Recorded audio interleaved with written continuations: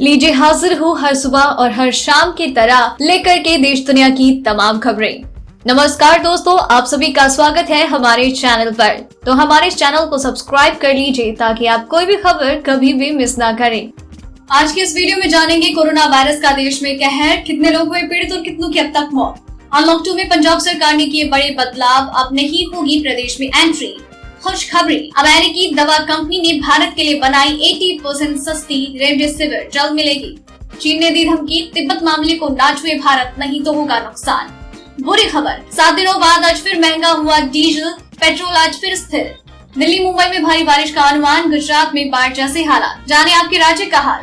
22,500 रुपए की पेंशन के साथ मिलेगा 45 लाख का फायदा। खाता खुलवाने के लिए चाहिए सिर्फ मोबाइल नंबर। 31 जुलाई तक बेटी के नाम खोले ये खाता। 21 साल की उम्र में अकाउंट में होगा 64 लाख रुपए। चलिए जानते हैं अब खबरें विस्तार से, लेकिन उससे पहले अगर वीडियो पसंद आ रही हो तो लाइक जरूर कर दें। भारत में कोरोना वायरस का कहर जारी है। देश में कंफर्म केसों का आंकड़ा 7,20,346 के पार हो चुका है और 20,174 से ज्यादा लोगों की जान जा चुकी है। वहीं 4,40,150 लोग ठीक हो चुके हैं। दुनिया भर में इस वायरस से 5,40,764 लोगों की मौत हो चुकी है। वहीं 1,17,44,397 कंफर्म केस है। हो सकता है जब आप ये वीडियो देख रहे हो तो ये आंकड़ा और बढ़ गया हो।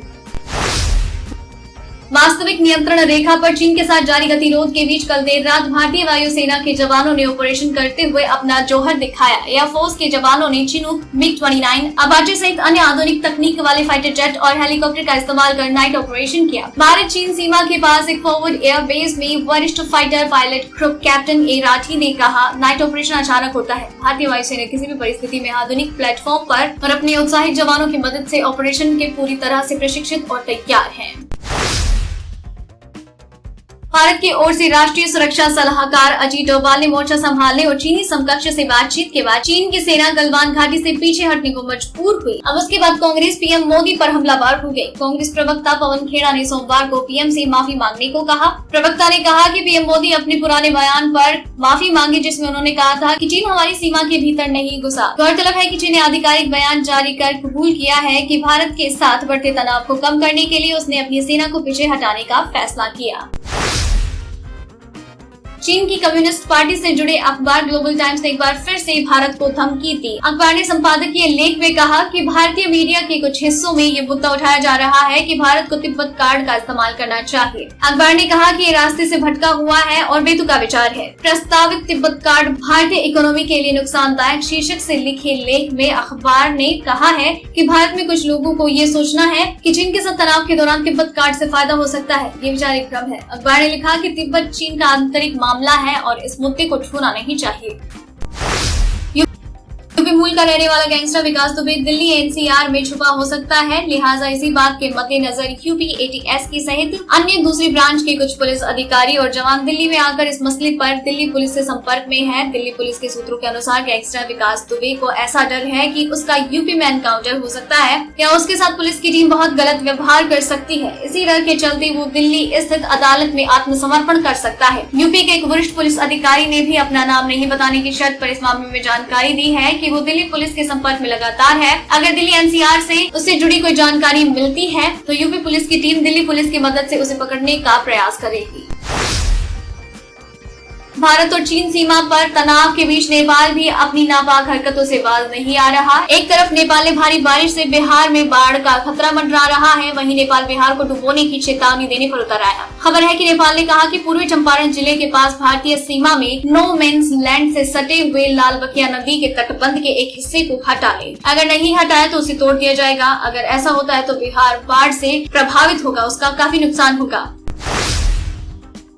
कोरोना वायरस को कमतर आंकने वालों को इसकी कीमत चुकानी पड़ रही है। ब्राजील को दूसरा सबसे ज्यादा कोरोना प्रभावित देश बनाने में अहम किरदार निभाने वाले राष्ट्रपति जेयर बोल्सोनारो में कोरोना के लक्षण दिखाई दिए हैं। उनकी दूसरी बार टेस्ट करवाई गई और उनकी रिपोर्ट भी आनी बाकी है। एक स्थानीय टीवी चैनल के अनुसार राष्ट्रपति ने अपनी सभी बैठकें रद्द कर दी है और वो हाइड्रोक्सीक्लोरोक्विन ले रहे हैं। संभव है अब शायद जेयर बोल्सोनारो कोरोना के खतरे का अंदाजा हो गया हो और वो इसकी रोकथाम के लिए कड़े उपाय का विरोध करने की अपनी आदत छोड़े। बोल्सोनारो शुरुआत से ही कोरोना को कमतर आंकते आए हैं। देश में तेजी से बढ़ते कोरोना वायरस के संक्रमण को देखते हुए पंजाब सरकार ने कल से राज्य में आने वाले दूसरे प्रदेश के लोगों के लिए नियम और सख्त कर दिए हैं। सरकार की नई गाइडलाइंस के अनुसार अब पंजाब में प्रवेश करने वाले लोगों को विदेश में आने वाले यात्रियों की तरह ही 14 दिन होम क्वारंटीन करना होगा। इसी के साथ दूसरे राज्यों से यात्रियों को पंजाब आने से पहले ई रजिस्ट्रेशन करवाना अनिवार्य हो गया है। पंजाब में अब इन्हीं वाहनों को आने की इजाजत होगी जिनका ई रजिस्ट्रेशन हुआ होगा। बिना रजिस्ट्रेशन वाली गाड़ियों को टोल पर रोक लिया जाएगा और वहीं पर वाहनों का रजिस्ट्रेशन कराया जाएगा। कुवैत से 8 लाख भारतीयों के वापस लौटने की आशंकाओं के बीच अब अमेरिका से भी भारतीय छात्रों के लिए बुरी खबर आ रही है। अमेरिका सभी अंतर्राष्ट्रीय छात्रों को वापस घर भेजने की योजना पर विचार कर रहा है। अमेरिका का मानना है कि जिन अंतर्राष्ट्रीय छात्रों की ऑनलाइन क्लासेस चल रही है तो ऐसे में उनके पास अमेरिका में रहने के लिए कोई वजह नहीं है। अमेरिकी प्रशासन ने सभी यूनिवर्सिटीज और कॉलेजेस को जल्द से जल्द सभी कोर्सेज ऑनलाइन शुरू करने के लिए भी कहा। CNN के अनुसार इमिग्रेशन एंड कस्टम एनफोर्समेंट विभाग ने सोमवार को कहा कि अमेरिका एक रिस्क ऑपरेशन के तहत इन सभी छात्रों को उनके देश वापस भेजने की तैयारी में है। अभिनेता सुशांत सिंह राजपूत सुसाइड मामले में मुंबई पुलिस ने सोमवार को फिल्म मेकर संजय लीला भंसाली से 3 घंटे पूछताछ की। इस दौरान पुलिस ने उनसे दिवंगत एक्टर के साथ उनके संबंधों और उन्हें फिल्मों से निकालने से जुड़े सवाल पूछे। रिपोर्ट के अनुसार पुलिस ने उन्हें 30 से ज्यादा सवाल पूछे। बता दें, वकील सुधीर कुमार ओझा ने संजय लीला भंसाली के अलावा करण जौहर, आदित्य चोपड़ा, साजिद नाडियावाला, सलमान खान, भूषण कुमार, एकता कपूर और दिनेश विजान के खिलाफ मुजफ्फरपुर में केस दर्ज करवाया। ओझा का आरोप है कि ये लोग इरादतन सुशांत की फिल्में रिलीज नहीं होने देते थे। भारत में कोरोना वायरस के बढ़ते मामलों के कारण सरकार ने मास्क और सैनिटाइजर आवश्यक वस्तु अधिनियम में शामिल करने का फैसला किया, जिसको एक बार फिर से बदल दिया गया। सरकार ने मास्क और सैनिटाइजर को एसेंशियल कमोडिटी एक्ट की लिस्ट से हटा दिया है। केंद्रीय खाद्य एवं उपभोक्ता मामले मंत्री रामविलास पासवान ने ट्वीट करते हुए कहा था, कोरोना वायरस के खतरे को देखते हुए बाजार के रुझान को देखने के बाद सरकार ने आवश्यक वस्तु अधिनियम 1955 की अधिसूची में संशोधन कर 2-3 ply surgical face mask, N95 mask और हैंड सैनिटाइजर को 30 जून तक आवश्यक वस्तु घोषित किया था। इससे इनकी उपलब्धता बढ़ेगी और कालाबाजारी रुकेगी। महंगाई से जूझ रही जनता को पिछले 7 दिनों से सरकारी तेल कंपनियों ने राहत दी थी, लेकिन आज कच्चे तेल की कीमतों में मामूली तेजी के बीच बुधवार को घरेलू बाजार में डीजल की कीमतों में फिर बढ़ोतरी हो गई। हालांकि पेट्रोल का दाम आज भी स्थिर है। आज दिल्ली में पेट्रोल की कीमत 80.43 रुपए, वहीं डीजल की कीमत 25 रुपए महंगी होकर 80.78 हो गई है। IOCL की वेबसाइट से मिली जानकारी के अनुसार कोलकाता, मुंबई और चेन्नई में 1 लीटर पेट्रोल की कीमत क्रमशः 82.10, 87.19 और 83.63 रुपए प्रति लीटर है। डीजल की बात की जाए तो इन महानगरों में इनका दाम क्रमशः 75.89, 79.05, 77.91 रुपए है।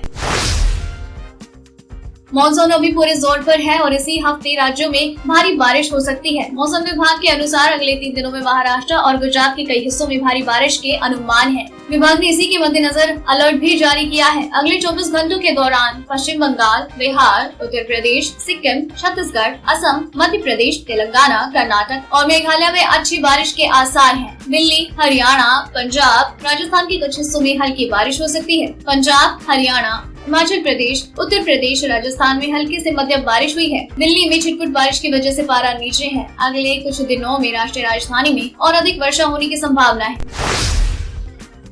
जम्मू कश्मीर के पुलवामा की गुसो सेक्टर में मंगलवार सुबह से भारतीय सुरक्षा बलों और आतंकियों के बीच चल रही मुठभेड़ में एक आतंकी ढेर हो गया। फायरिंग में घायल हुए 2 जवानों में से एक जवान इलाज के दौरान मर गया और दूसरे की हालत गंभीर है। अभी तक की खबरों के अनुसार सुरक्षा बलों ने गुसो के एक घर में 3 आतंकियों को घेर रखा है और लगातार दोनों तरफ से फायरिंग जारी है। सुरक्षा बलों को खुफिया एजेंसियों से जानकारी मिली थी। उसके बाद जम्मू कश्मीर के पुलवामा की गुसो सेक्टर में कुछ आतंकी छुपे हैं। इसके बाद एक घर में छुपकर बड़ी साजिश करने का अंजाम देने की कोशिश कर रहे हैं।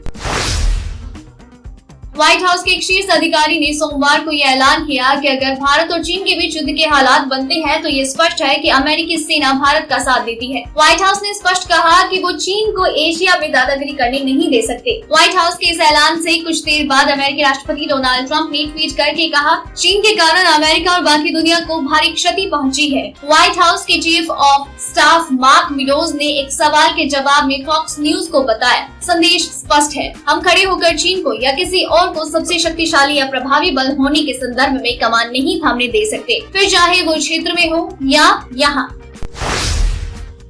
अमेरिकी दवा कंपनी माइलिन एनवी ने घोषणा की है कि उसने एक अन्य दवा कंपनी गिलिएड साइंसेज की एंटीवायरल दवा रेमडेसिविर का जेनेरिक वर्जन भारतीय बाजार के लिए तैयार कर लिया है। माइलिन एनवी के मुताबिक भारत में इस दवा की कीमत सिर्फ 4,800 रुपए होगी। कोविड-19 के रोगियों का परीक्षण के बाद वैज्ञानिकों ने पाया कि एंटीवायरल दवा रेमडेसिविर कोरोना मरीजों को जल्द ही ठीक करने में मदद करती है। पिछले महीने ही 2 भारतीय दवा निर्माता कंपनियों सिप्ला और हेटेरो लैब्स ने भी रेमडेसिविर का जेनेरिक वर्जन भारत में लॉन्च किया। सिप्ला ने अपनी दवा सिपेरेमी की कीमत 5,000 से कुछ कम तय की, जबकि हेटेरो लैब्स ने अपनी दवा कोविफोर की कीमत 5,400 रुपए तय की है।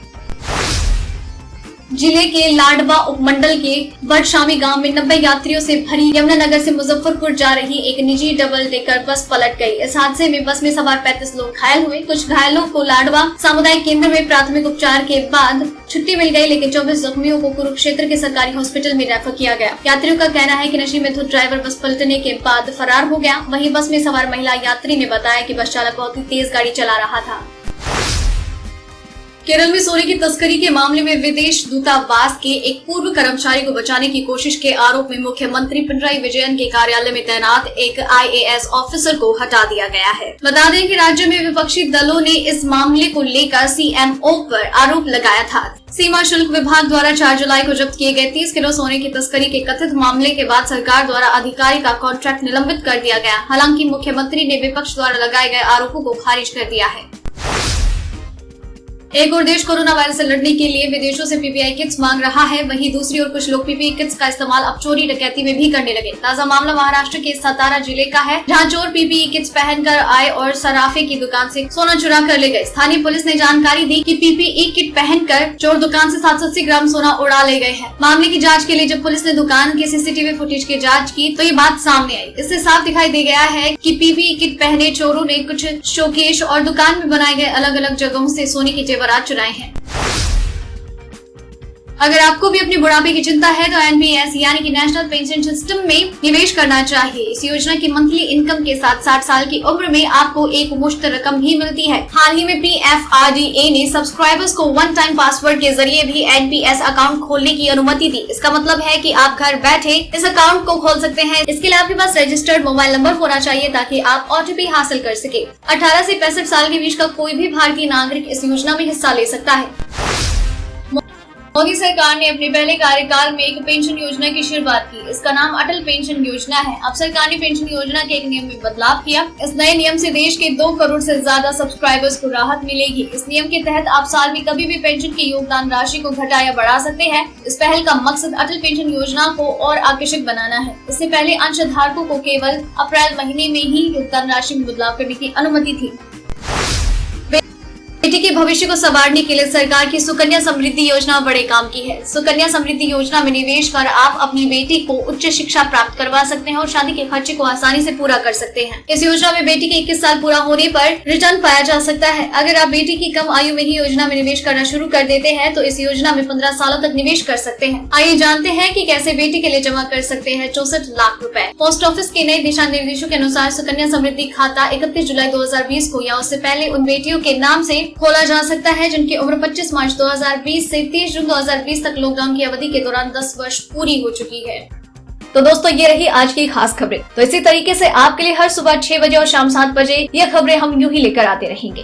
तो इन सारी खबरों के साथ आपको किस खबर के बारे में क्या है कहना, क्या है आपकी राय, प्लीज शेयर कीजिए। साथ ही अगर आपने इस वीडियो को पूरा देखा है तो प्लीज अपना नाम नीचे कमेंट सेक्शन में जरूर लिख दीजिए ताकि हमें पता चले कि आपने इस वीडियो को पूरा देखा है। आपको खबरें अच्छी लग रही हैं, आप इन्हें पसंद कर रहे हैं, प्लीज कमेंट बॉक्स में लिख कर बताएं। अगर अच्छी लग रही हैं तो वो भी बताएं, अगर कोई सजेशन है तो वो भी जरूर बताएं। फिर मिलते हैं कल, तब तक के लिए धन्यवाद।